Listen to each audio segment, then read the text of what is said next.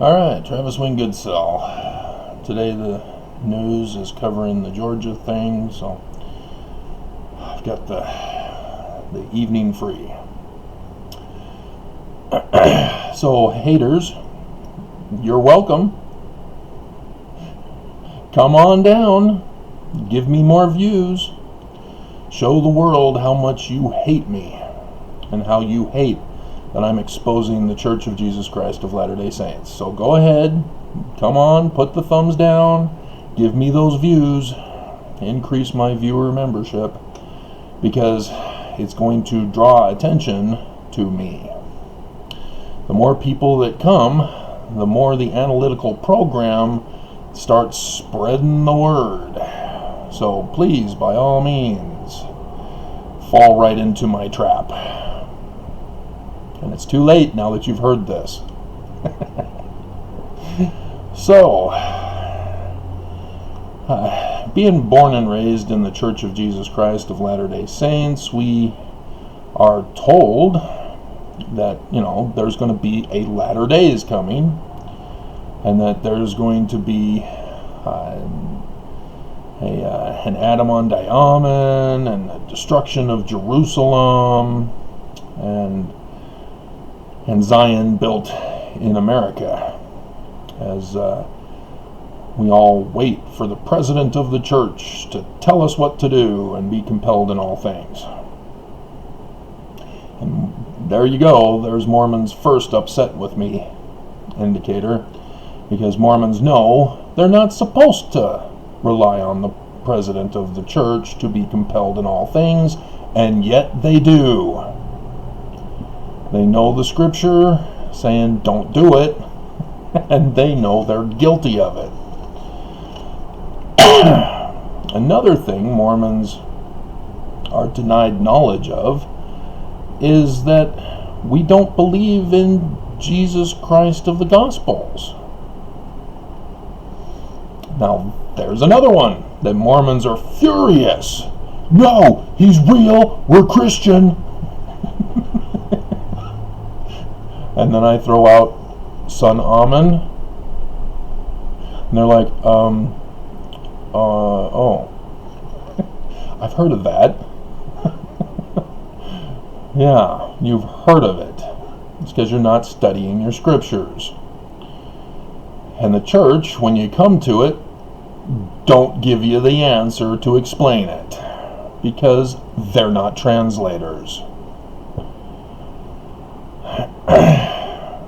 And so you're clueless that we're supposed to be after the learning of the Jews. Right there in the beginning of the Book of Mormon. You do read your Book of Mormon. I heard growing up over and over from teacher after teacher after teacher, oh, I can't get past the Isaiah passages, so I just keep reading the first part. And there's been a few that say they skip over Isaiah and continue reading, but then they get to the war stories and they're like, oh man, it's so violent, so graphic, so bloody.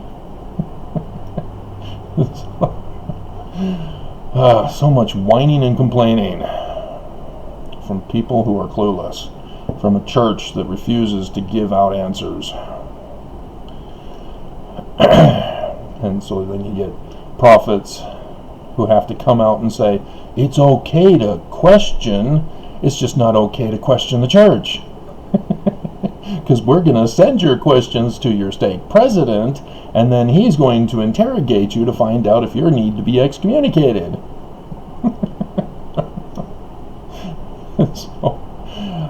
So Mormons are clueless when it comes to understanding who this man like Moses in section 103 verse 16 is. Who this one mighty and strong is in section 85. And there are a few who actually do read their Book of Mormon and come across the blessing of Lehi to Joseph, where he prophesies of Joseph Smith and Joseph Smith Sr. Wow, Book of Mormon's true. And but then at the very end, he throws in some other guy, one mighty. Doesn't put strong, just mighty. Interesting. Wonder if it has anything to do with one mighty and strong. Now, the full disclosure, Joseph Fielding Smith Sr., who was raised up by Heber C. Kimball, came out with the first presidency statement because everybody was complaining that he was verse 8. And so he had to come out and clarify once and for all that he has no clue. Literally, he spent page after page after page after page, and in the end, he has no clue. But he knows it's not going to happen. Because that's the best he can come up with, is that, well, Joseph Smith was talking to W.W. Phelps, and since W.W. Phelps repented, therefore it's not him, and therefore the prophecy was null and void. No! Bishops cannot be in charge of the temples. They cannot be a government leader, king. That's what scepter refers to. And so, no, it's not a bishop, nor is it W.W. Phelps. God. It's just, people just don't think. They don't put the pieces together. They don't know how to investigate. And I'm pretty sure that the ex-Mormons are the ones who are the only ones who watch investigator shows, because they figured out that the church isn't true and left. Where I guess Mormons think that it's got the TV with the V and the L, and so they stay away from it. So, how then can we know what he was, this man like Moses, this one mighty and strong, John the Revelator? Remember, the Book of Mormon says, hey, this guy named John is going to talk about the second coming. So refer to his book. And so John in chapter 12 says he's a male child and has a sign of when he, as a man, is going to do battle and warn and all that stuff that I'm going to now tell you, because the church has failed to tell you. And so maybe I'm being harsh, expecting everybody to know and to do the research when you don't even know what it is you're looking for. So,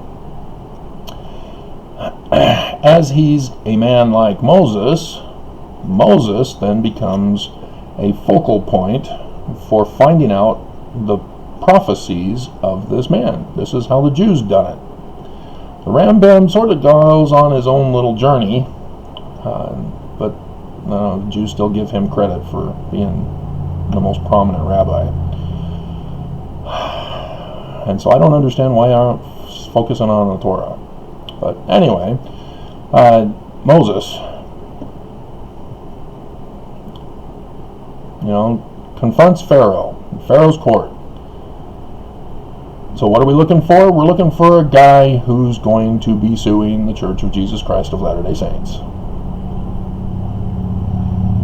And having to do with, you guys aren't authorized to run the church. Pharaoh is both government and religious leader, in case you didn't know. And so is Joseph Smith prophesying that the church has to fall into apostasy in order for this guy to come along? Yeah. That's the big thing that Mormons cannot come to grips with. It will shatter their belief systems. So they live in denial and thus continue to follow Nelson to their very deaths with this coronavirus, as they refuse to shut down the church and temple and missions and their businesses. And so isn't it interesting that Moses, when he's suing Pharaoh, that there's also a coronavirus? Isn't that interesting? The killing of the firstborn obviously is unable to occur because if it were an actual virus, it would kill second, third, fourth-born parents, etc. It's a symbol that they're talking about here. It's a parable.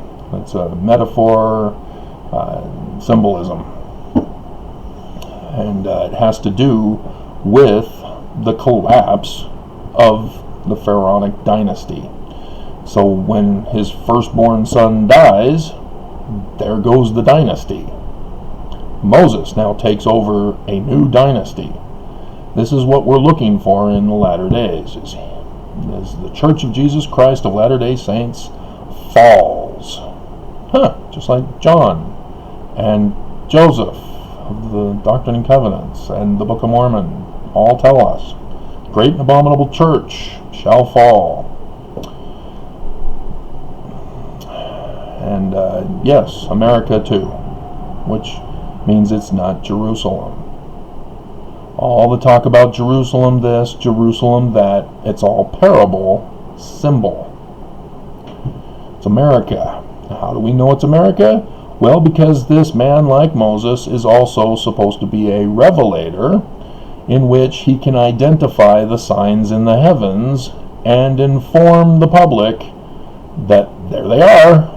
So is it Nelson or Monson before he died? No. They were silent. In fact, they even came out, Monson specifically, back in 2014, 2015, when prophets were dying like flies and blood moons were all over the place. Monson came out and said, nope, this is not it. Move along, nothing to see here. These are not the latter-day signs you are looking for. As if he had Jedi powers. Your Jedi mind tricks do not work on me. And so, yes, this man like Moses will be telling you. So, there you go. There's a big clue right there. Look for somebody who's been warning you about the signs when Nelson's been silent. And I'll give you a hint. It's not those other Mormons who tell you about signs. Oh, here's a sign. Isn't this pretty? This could be. No, he's going to say, this is, and here's the symbol of it. Big difference. And so, you're also looking for, as Moses, he knew Paleo-Hebrew, because he's a Hebrew, the house of Israel, through Levi. You know, Sandra Bullock tells him, don't forget who you are. Prince of Egypt. And also Egyptian. Now, it's not a symbol in this case, because the Book of Mormon backs it up. Joseph Smith backs it up, because Joseph Smith learned Paleo-Hebrew, which is the answer to how did he translate the King Follett Discourse, where he says that the Hebrew Bible is translated incorrectly. Not the King James Version of it, the Hebrew Bible. Paleo-Hebrew, that's the answer. It's amazing. And so, since there's nobody, not even William Foxwell Albright, who got it right about the decipherment of Paleo-Hebrew, he's most likely going to be the one who deciphered Paleo-Hebrew. So you need to look for somebody who's deciphered Paleo-Hebrew and is explaining it to you. He's most likely not able to have gotten to the vocabulary part and to show you translation stuff, but definitely he's figured out the alphabet and the script and all the correct symbolism, fixing the debacle that William Foxwell Albright caused on everybody else. and Egyptian. Well, there's lots of people who know Egyptian thanks to Jean Champollion, who deciphered Egyptian. But did he? Did he? Joseph Smith did not translate the text. We don't know if he could translate the text. He most likely couldn't, because he had to learn biblical Hebrew. So, what was he translating? Well, Egyptologists say he's a fraud. No, he was translating the petroglyphs, what we call facsimiles. Egyptologists are clueless that they're supposed to even translate those. They think they're just pictures accompanying the text, and the text is what they need to translate. They can explain the pictures. Oh, this is the Amduat and the Council of Gods, and this is Horus, and this is Osiris, and Set, and blah, blah, blah. They're all getting wrong facsimile 3, the woman behind Abraham. If any Mormon apologist comes to you and says that's ISIS, you can kick their butt because they're a liar and a deceiver who are perpetuating lies. That's Hathor. The crown is of Hathor. And so, yes, she is the wife of Osiris, depending on the petroglyph.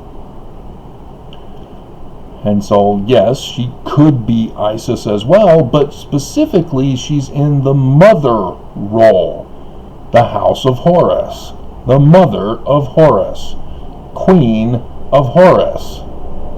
Who's Horus? Well, he's the son, the prince of Egypt. And who else is in there?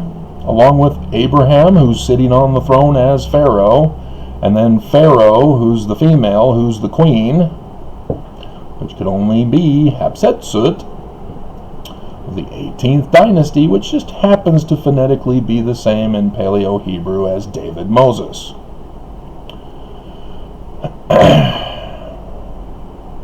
And so, yes, Joseph, or one of the scribes, or the person making the print, switched Ma'at and Horus around.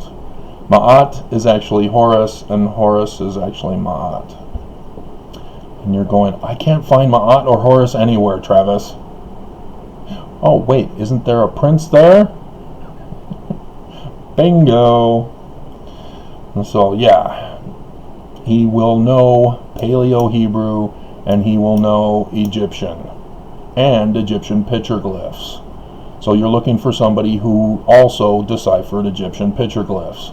And Ezekiel 37. As Joseph Smith made it very clear with the brass plates. And it was senior, not junior. But junior understood as well. The fulfillment of Ezekiel 37 with the stick of Judah and the stick of Joseph through Ephraim. The uniting of them is from the Egyptian documents. That's why Joseph Smith labeled the second of the two papyri the Book of Joseph. So let's show it to you again.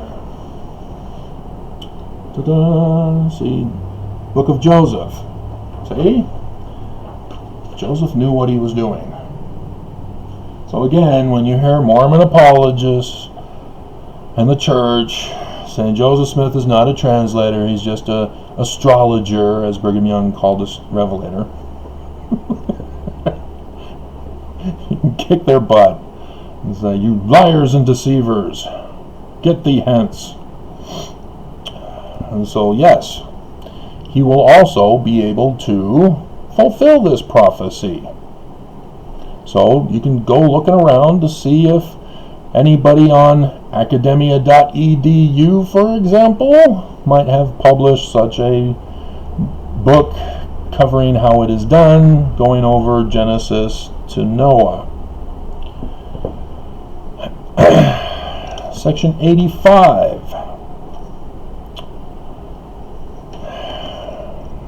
also talks about how he's going to restore the temple. Now, this is not restoring Brigham Young's temple, where we're going to have naked women frolicking around in the garden scene, where Eves get a larger speaking role about how polygamy is the most wonderful thing on earth. No, not that restoration. Though Nelson wants to restore it, as he attempted to. But then somebody who was suing him, this man like Moses, exposed that, and Nelson got upset and came out and declared that he has made changes again and the speculation needs to stop.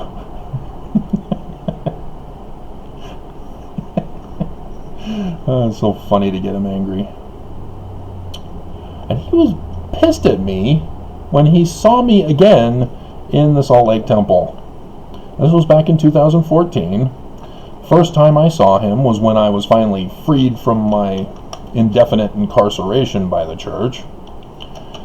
And he was apparently brand new to the Supersmiths downtown. So was I.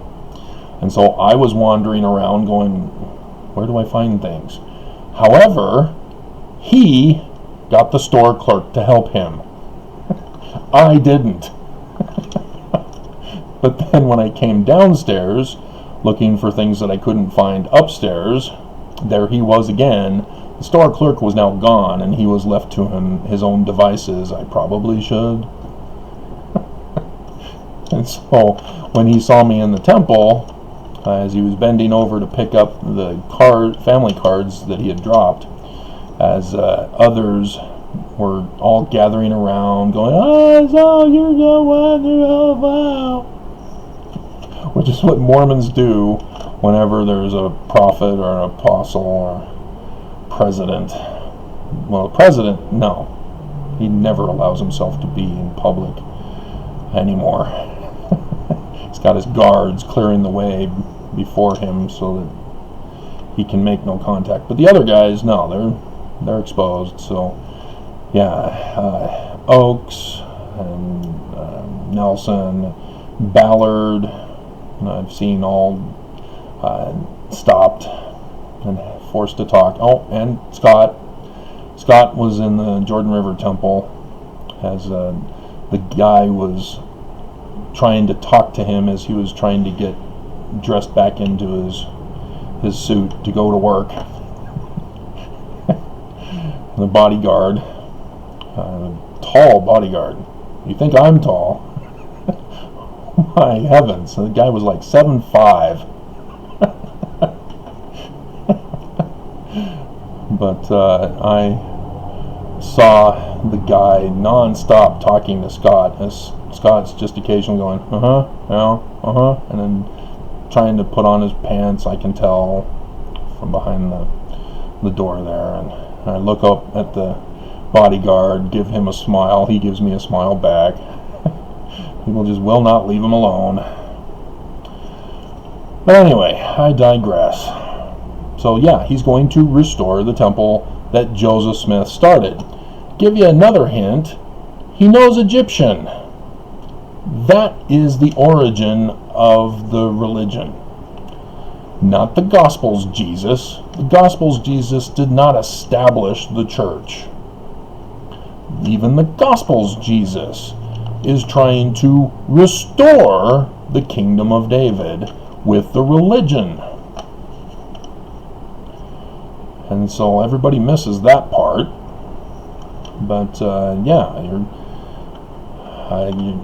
like I said, Ma'at involves the judgment, where people have to recite the 42 affirmations. And you're going, huh? Is that positive affirmations? No, not that junk stuff that causes a lot of psychological damage. Telling kids that they're special when they're completely wrong.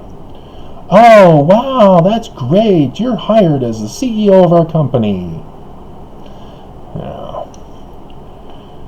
Because you're a special person. But no. Instead of thou shalt not, it's I have not. And you have to have your heart weighed. So they remove your heart, place it on the judgment scale, and if it's heavier than the feather, you get cast out as a pig down into the Amduat.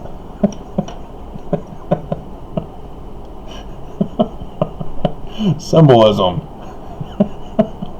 But you'll notice there's a gospel story about this Jesus guy who fails to save mankind and restore the kingdom, who talks about swine that become victims of possession by demons. And then they go running off into the sea. Yeah, that's where that comes from. And so, the washing and anointing. Washing to become the high priest. Anointing to become king. Christ. And notice, both men and women become high priests and high priestesses, kings and queens, Christ and Christas. And so none of this sexism, patriarchal abuse.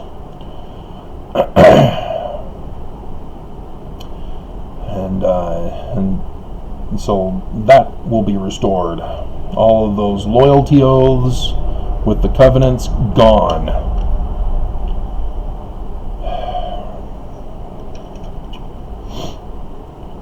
Alright. However, the law of consecration, that involves Zion. Not just the building of Zion and the lots, or the inheritances, the homes, that those living in Zion will inherit, but also the economy. And in the Book of Mormon, talking about priestcraft and how that's a bad thing, it also tells us what the true economy should be. And since I don't have it memorized, because I don't memorize priestcraft. 2 Nephi 26:29. That's the definition of priestcraft. So 30. Lord forbiddeth this thing. Lord God gave a commandment that all men should have charity,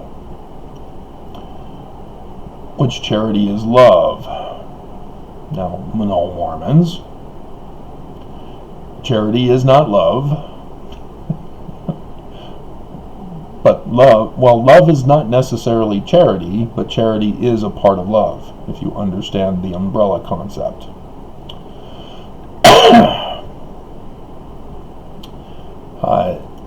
A pear is a fruit, but a fruit is not necessarily a pear. See how that works? Okay. So charity, correctly translated, is giving. One who gives. From keratos in the Greek. The word for love is either eros, agape, and there are women who love that song, oh, eros and agape. But then there's also philo. And I don't understand, and Thomas Robinson did not explain it to us in the class, as he didn't want to talk about Catholic either.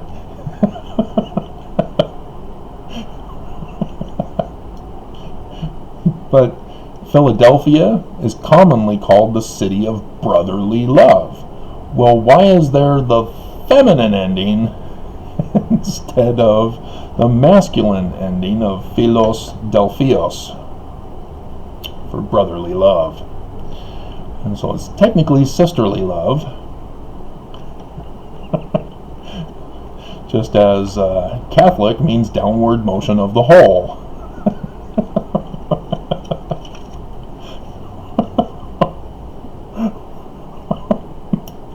Came up with a great song when I first found that out. Composed it and everything. It's now been destroyed by my dad, but I still got the tune in my head.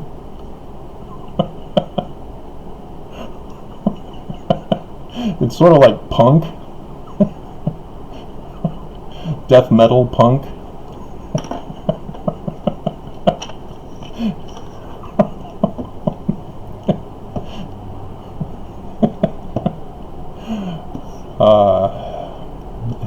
Reminds me of Fruit Loops from Hell. Composed another song. Well, The Dream composed the song for me, and I wrote it when I woke up. And the missionary elder there was 3 companionships all staying in one apartment room there in Brooklyn, and he was inquiring as to the Fruit Loop picture I was drawing. And I told him, yeah, I had this dream, and here's the lyrics. And he said, well, what's the music to? I am a child of God.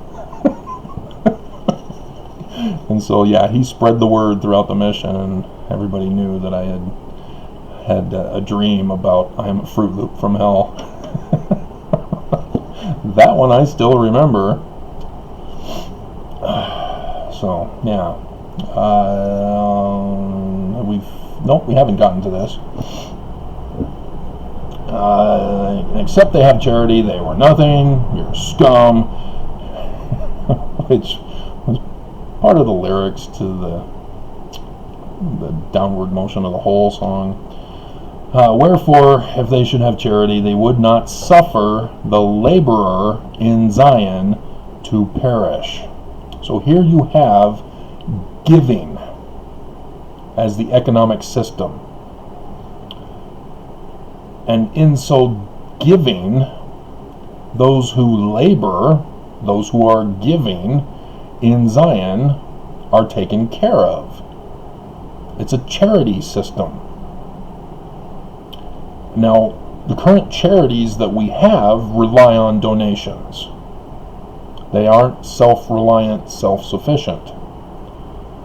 This is what they're talking about here in the Book of Mormon, is a self-reliant, self-sufficient charity, so that they don't rely on outside charity, that they in and of themselves have what is necessary to run a society. And so we continue. But the laborer in Zion shall labor for Zion. For if they labor for money, they shall perish. There is no economic system. It's all based on charity. So how does that work? Well, this man like Moses is going to tell you that it functions where, what do you like to do? What do you want to be able to do? What are you good at? What can contribute to others? We all know what we need. We need food, clothing, shelter, hygiene, sanitation, energy and fuel, transportation, communication, education, etc., etc., etc. So there's something you've been taught, and there's some things that maybe you would have wanted to have done but are forced into our slave system economy. That's what it is. That you're just forced to do what you're doing. You know, so for example, if you like making clothes, sewing clothes, what do you need? Well, you need a sewing machine, a serger, and all the thread, and blah, blah, blah. There you go. Have at it. Now, if you need to mass produce it, because clothing needs to be mass produced, then we get those who are specialists in making automated machinery that can make the clothes on a mass production scale. And so you don't need a bunch of slave workers from the Philippines that the church hired who are underage, because, well, the society there makes it economically tough, and so we have to hire the children to make the garments so that Mormons can have their magic underwear. I just dropped my jaw when the big guy of Beehive Clothing gave us his vacation picture tour, laughing about how they literally were in a sweatshop. So, yeah, none of that. There will be an educational system designed for children. And it'll be more designed around science curriculum, but also in a manner in which they don't get bored. If you've been paying attention to the news, they're having trouble with this coronavirus and teaching kids from home.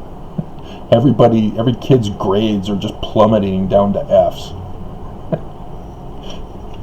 If they're using a computer, turn the educational system into a game program. It's not complicated.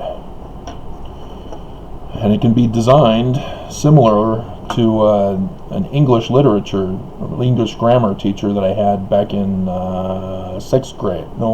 7th grade at Tuffrey Junior High, where he set it up so that we could either study the material, then take a test, and if we pass the test, we move on to the next material, and we can study that material and take the test, or we can skip studying the material, go right to taking the test. We have to pass the test. We can't miss too many. I think it's 3. After 3, number 4, you fail. And you can't move on. And it might have even been 3. You had to only miss 2. And so, as long as you passed, you can go on to the next test, and the next test, and the next test. Now, the school set period was only for a certain amount of time. So that first day after he explained it, there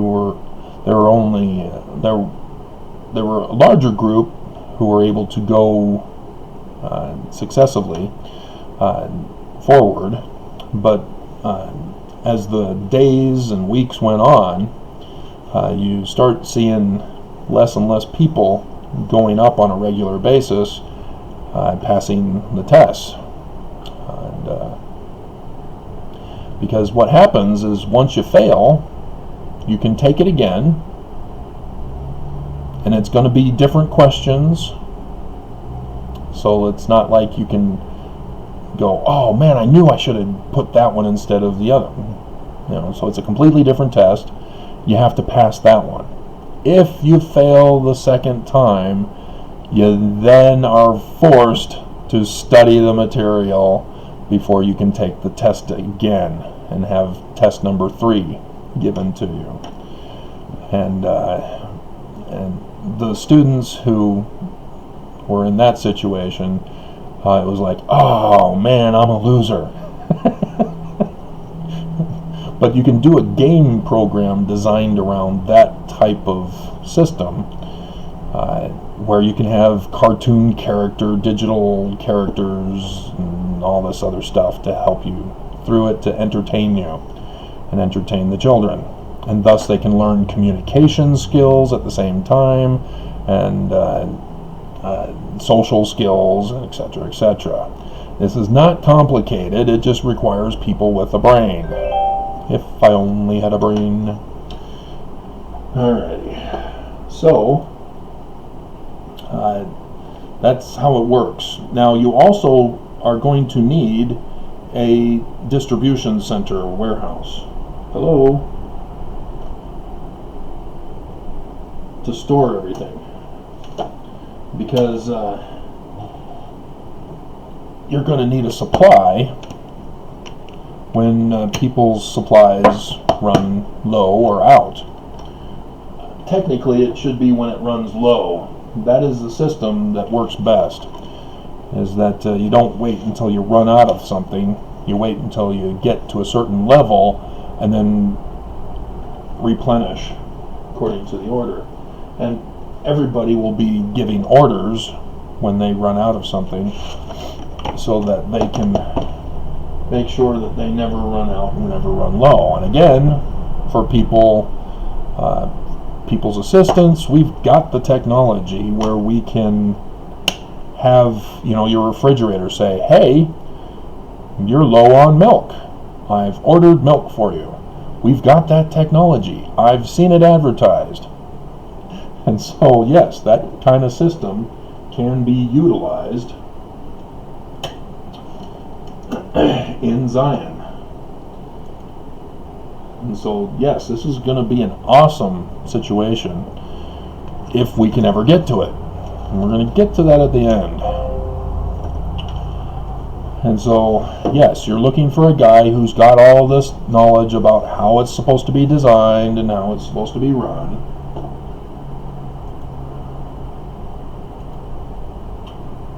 Go in court, go in court. Heavenly eyes, but all those thighs. Give me a minute here while I take care of this. Try to do some elevator music for you. From 7 Brides for 7 Brothers. Season.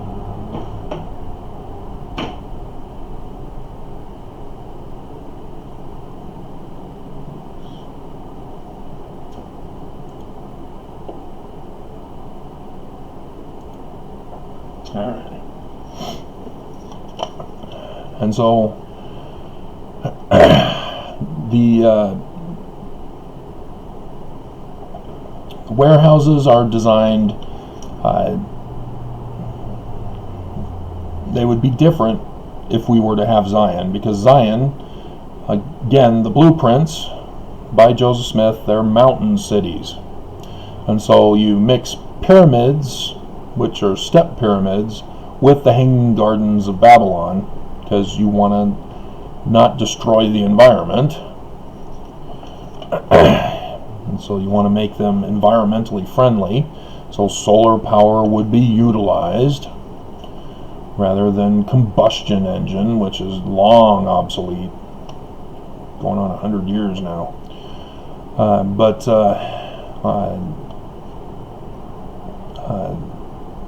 The warehouses would be designed so that when supplies run low in the warehouse, based on the orders that are coming in, then supplies can be built back up.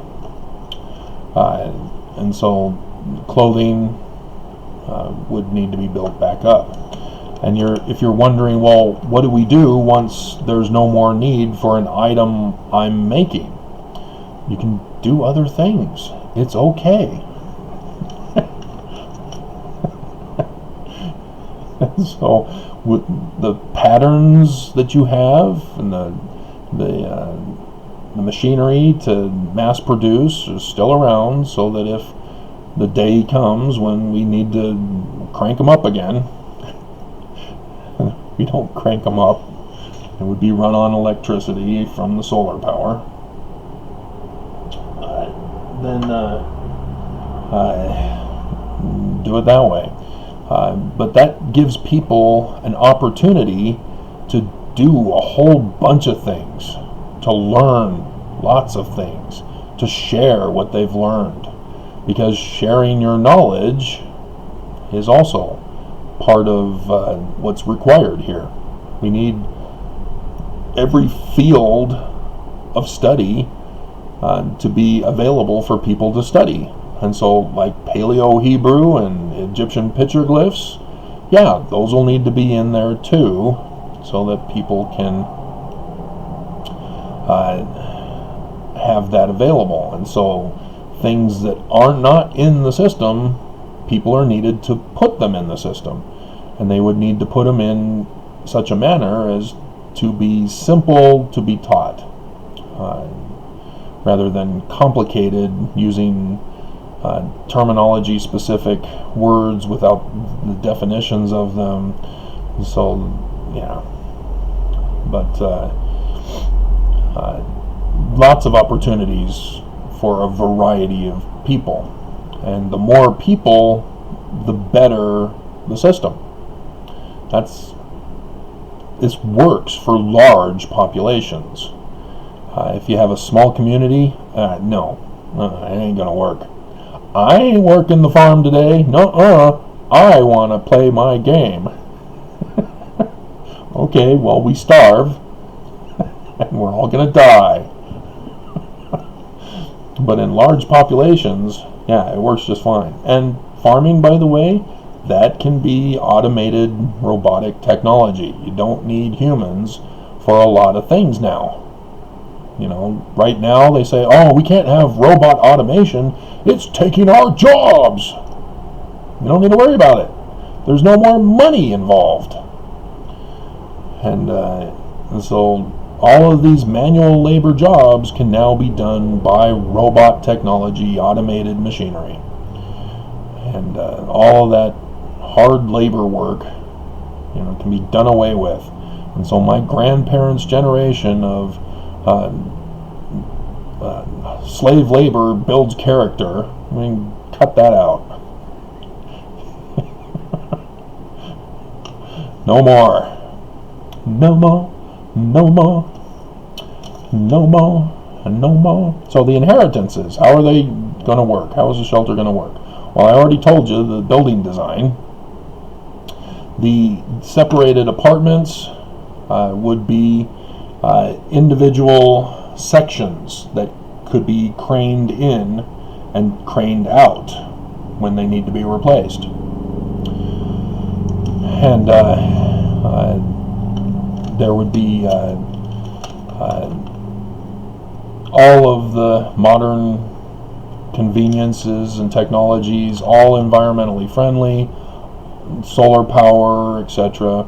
I saw on that one morning show with a tiny little woman who Regis Philbin retired, and so she was having guests be hosts on the show with her. One of the shows, they had a couple of guys who invented insulation. And the insulation, they had her hold it in her hand, and they got a blowtorch and lit the blowtorch on the insulation. Nothing. And everybody in the audience was like, ah! And she was like, ah, gotcha, tricked ya. But yeah, we have technologies to improve on crap like this. Even I, born into privilege, knows that there's much better than what I'm currently living in. My grandfather in the 70s built his home much better than this. And even much better than the homes I grew up in, even. He used modern technologies that were just barely invented back then. Yeah, if you remember the Teton Dam blowing and flooding Rexburg, you may have seen, as my grandfather and grandmother did on the news while they were in their RV vacationing in Canada at the time, they saw a house floating by their house on the news and knew they needed to go back. Vacation's over. But yeah, My grandpa built his house so that it withstood the flood. And it had a lot of the modern technologies. And I should have known better when I was staying there. When there's a light on elsewhere in the house, they can know. And so, yeah, all of those types of things. And if it needs to be clap on, clap off type of technology, the lamp I have over here, for example, I touch it and it has 3 levels of brightness. So that's awesome. Much better than this one. That requires a light bulb and changing light bulbs. And so, yeah, all of this stuff will be provided.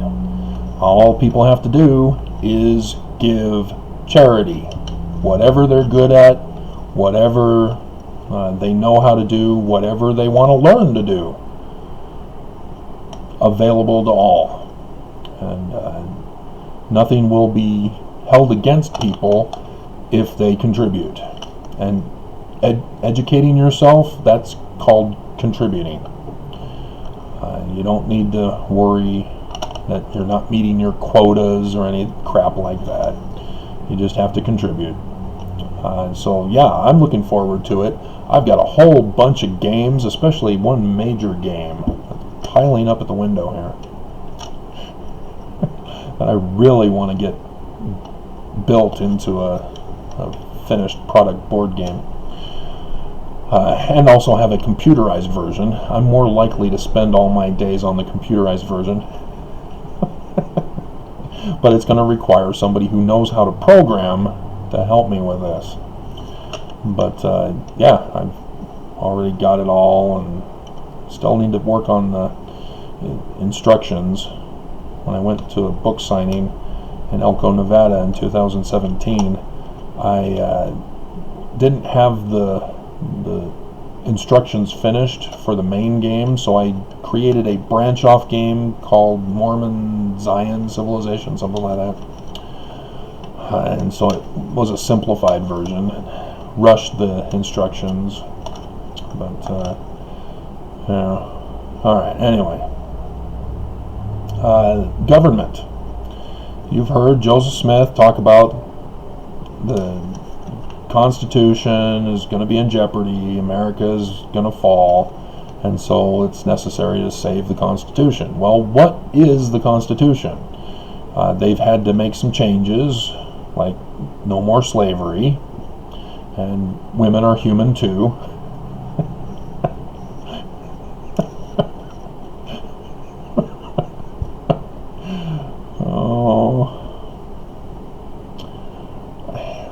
You'd think men would be nicer to those who they require to satisfy their needs.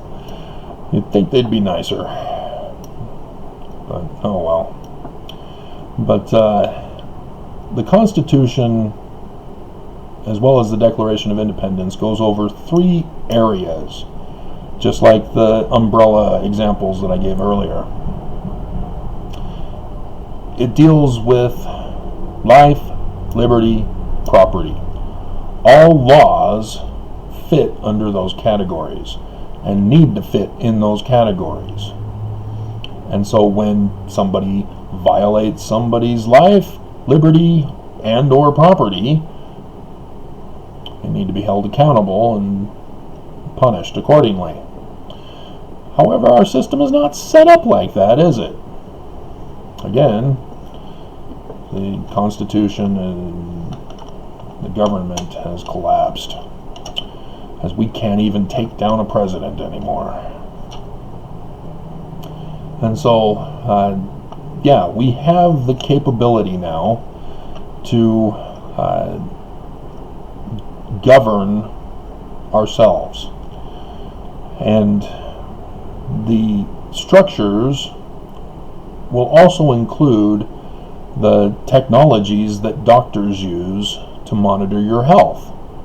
And in so doing, we'll also be able to protect us as well. with a home security system, for example.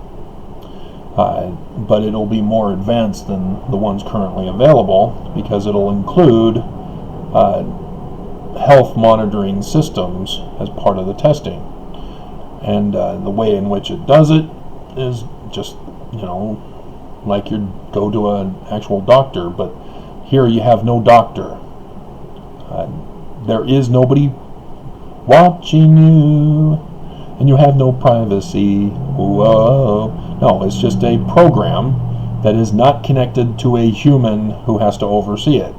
No human can interfere or intercept the signals and all that stuff. So it's only designed to take your temperature, urine samples, all that stuff taken care of, and when there's an anomaly that poses a danger to you, like you start to get a higher temperature reading, then an alarm signal will go off that will notify the doctor. Then the doctor will be given a printout if the system isn't already programmed with what needs to be done to help you in that situation. Like provide you with an aspirin when it senses you're in the process of having a heart attack. And so yeah, if somebody tries to break in and steal and physically assault you, again, alarms go off and people come to your rescue.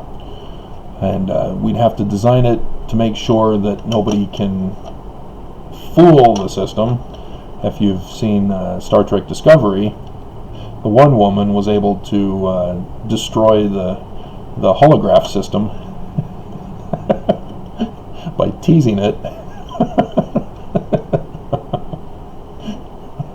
So we need to thoroughly test this before it can be implemented. But judgment would be the same way. You take somebody's life, you have to get punished. Sorry, you can't do that. You can't murder people. Now, self-defense is not murder, and the program would need to be able to identify and distinguish the difference. And theft and all that stuff.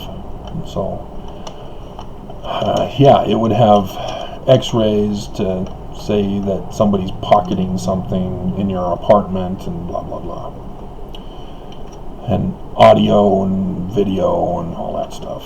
But again, no human has access to them. And I know I, of all people, would love to have access to shower cams, but no, we cannot have those. If your significant other does not allow you, you don't get it.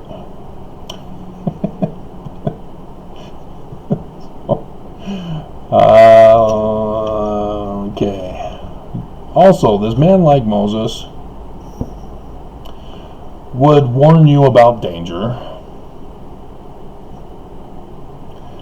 As part of identifying signs in the heavens, he also knows what they mean, and thus is warning you along with the signs in the heavens. And so, yes, for coronavirus, he'd be the one, unfortunately he's the one, who would be telling you to stay home like Moses told the house of Israel to do. So Nelson, again, fails. He won't shut down the church, as it's out of control now. So, yeah, he doesn't care about your lives and your safety and all that crap that he keeps telling you he's concerned about. He's a liar and a deceiver face. Alright, section 85 also says his bowels shall be a fountain of truth. He tells you the truth. He doesn't lie to you and deceive you.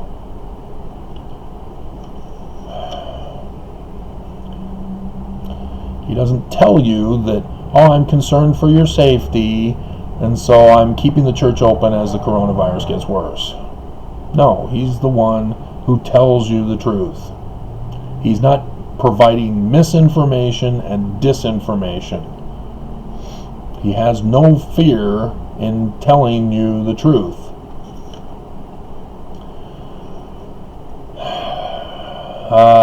He will have an Exodus plan. Moses had an Exodus plan, sort of. Jethro had to help him out. But he would be warning you about the danger, and thus, for all who listen, we're going to get to that in a minute, as we're already over an hour, he will have an Exodus plan. So, sort of like, hey, meet at Denver, Colorado, at the Amazon storehouse, right off the freeway there when you first enter into Denver. When things hit the fan. You don't want to jump the gun, because it's not going to do any good to jump the gun. You know, my aunt and uncle on my mother's side, they are already living in Missouri. She used to be in politics. I'm not sure if she still is. But they're already joking about how they're already prepared and living in Missouri for when it all comes down. But again, Utah Mormons are like, no, Zion is here in Utah. We're not going to Missouri. Then you have other Mormons who say there's going to be 2 headquarters, one in Utah, one in Zion. No. And so, yeah, you'd want to look for somebody who's giving you some kind of a plan to meet at a certain location, and if possible, get big trucks, moving trucks or semi-trucks that can store the food that's non-perishable, unless you get a refrigerated truck and a freezer truck. Clothing, sanitation, hygiene, tents and stuff for temporary housing, because Zion's not built yet, so you want to have supplies until you get things in operation and built. So yeah, you want to look for somebody who's given out the plans for when everything hits the fan. You're also looking for somebody who records the history of the people, who stores them on a USB device, because, hey, we got the technology now, don't we? And so it's not only of what's going on with the end of the world, it's also the history of the world, all nations, peoples, tongues, and etc. And so, like I said, the educational system would have all of these features in there, and so it would be necessary to have all the information. And also the historical records as indicated by Galaxy Quest, those as well, because I mean, seriously, we don't want to enslave people. Movies and TV shows are educational, not just entertaining, and they are a historical record in a sense, through parable and symbolic situations. So, awesome stuff. So, are you hearing him? I know the church leaders, they all did this Hear Him campaign. Not a single one of them heard. Or they're listening to the wrong guy who wants us dead instead of saved. But instead, they're putting it on us. Oh, I'm hearing him. Why aren't you hearing him? Oh, too bad you got infected. You weren't hearing him.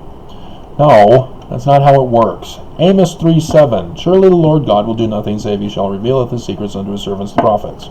I have that one memorized only because it's mistranslated. from the Hebrew even.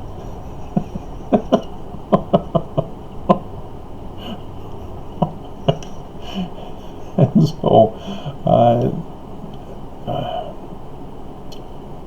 now,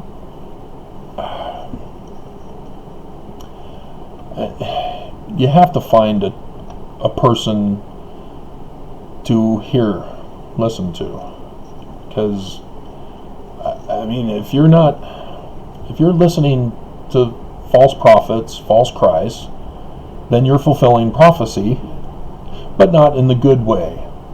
You're among the deceived who are deceived. You're among the elect who are deceived.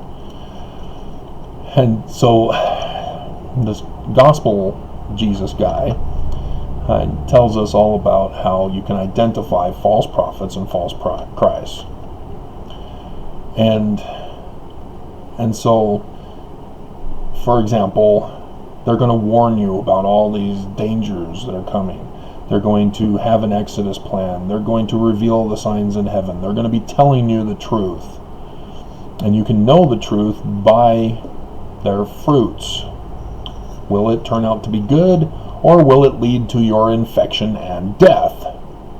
If you follow the prophet and go to church, go to the temple, go on your mission, go shop at the church's stores, etc. And so it's not complicated to identify somebody who's trying to kill you. It used to be complicated when you weren't sure if what they were saying would help you or not. You had to actually test it to find out. Ex-Mormons have figured it out. Hey, we're being lied to, I'm out. But Mormons still can't figure it out. They're still not doing it. They still want to listen to the president of the church until he gives the command. And until he gives the command, you're not listening to anybody like me or anybody else who's trying to save their lives, get them out of a corrupt and abusive church. They'll listen to other Mormons when they're not allowed to on YouTube, talking about gospel lessons. No, no, no. No, no, no. Yeah, when you find this person, you have to believe. You can't say, I don't know, I don't think he fits my feeling system. I don't feel right about him. He don't talk right. You know.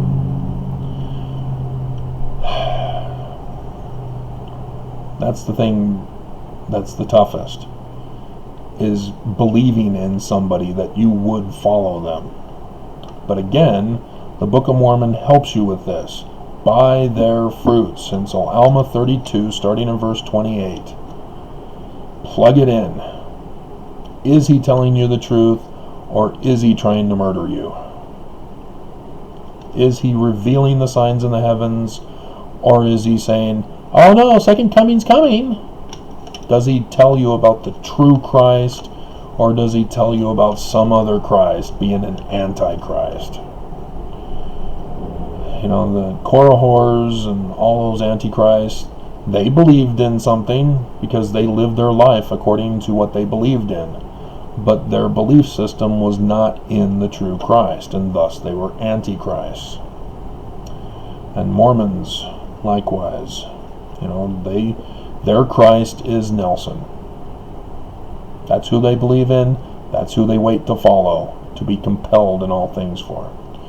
Nelson has become their Christ, and thus they are antichrists, as Nelson is the deceiving false prophet of John's revelation.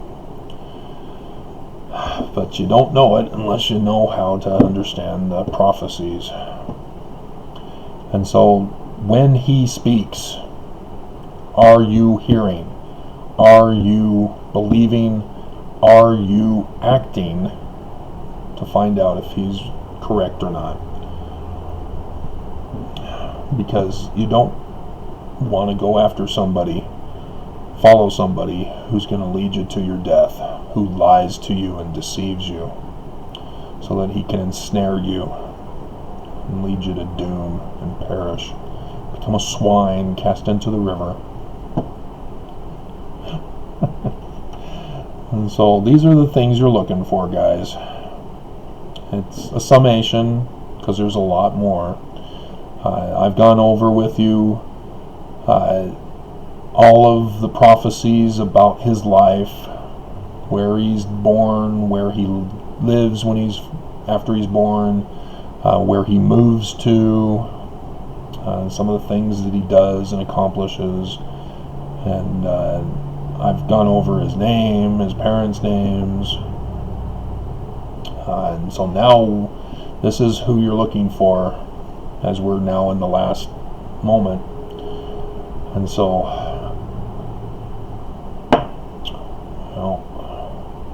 so again, if you're an unbeliever, come on down. You'll give my video more attention. But I'm trying to help you understand who to look for, because it's not up to him to do everything for you. This is what the guy this morning that I talked about, who assaulted me online, cyberbullied me. He's saying that I'm the guy and that therefore I need to do stuff according to his belief system. No, I don't. It's like Mark Twain. You've probably heard about it. He sees Joseph Smith and is unimpressed, because Joseph Smith wasn't what he wanted him to be. Oh, okay. Well, Mark Twain must know. It makes for a good joke if you think Joseph Smith was a liar and a deceiver face. But it was Brigham Young. So, yeah. Don't make him conform to what you want him to be. Find him and listen. And get inspired so that you can help build Zion. That's how it works. If nobody listens to him, you're not going to be saved. And why? What's going to happen? Again, we'll go to section 45.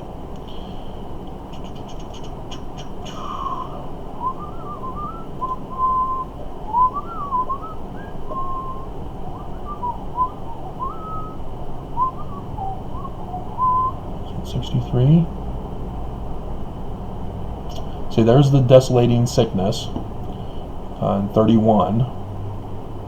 So they knew that coronavirus was coming.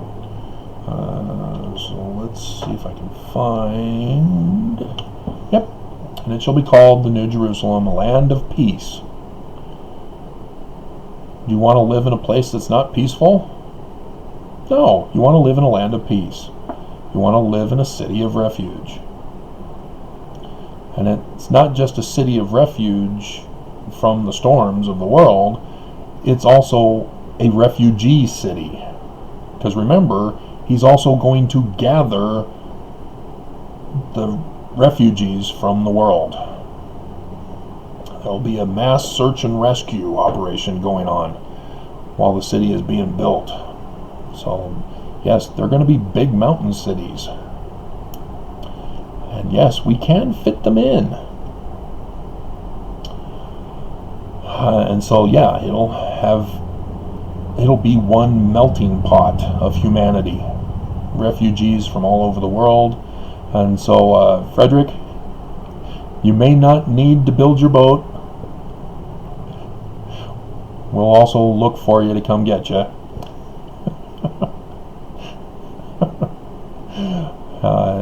And hopefully your parents will also want to go and not continue to resist. No, church is true, we're staying. But a place of safety. And so why does it need to be a place of safety? And it shall come to pass among the wicked, in verse 68, that every man that will not take his sword against his neighbor must needs flee unto Zion for safety. We're entering into the war.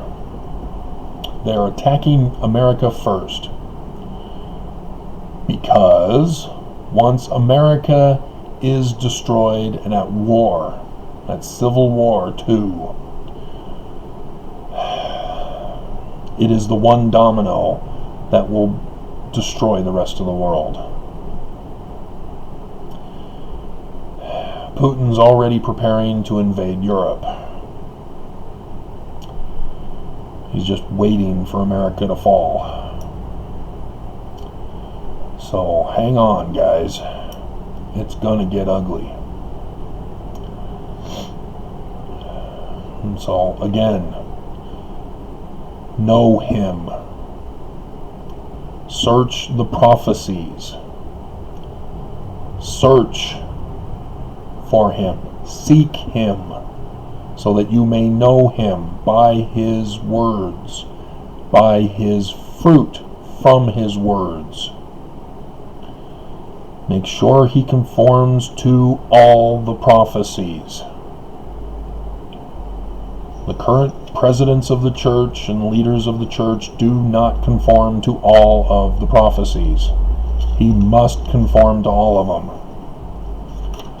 And yes, this is deathbed repentance for those who have not done the studying, but the church has sabotaged us. They've made it so that we don't even know that we were supposed to be looking for this alternative Christ. So, hang on, and hopefully we'll all see each other in Zion, singing songs of everlasting joy about the downward motion of the whole.